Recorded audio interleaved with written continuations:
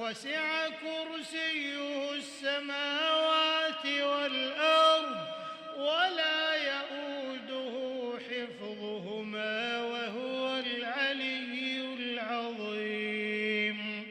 لا إكراه في الدين قد تبين الرشد من الغي، فمن يكفر بالطاغوت ويؤمن بالله فقد استمسك بالعروة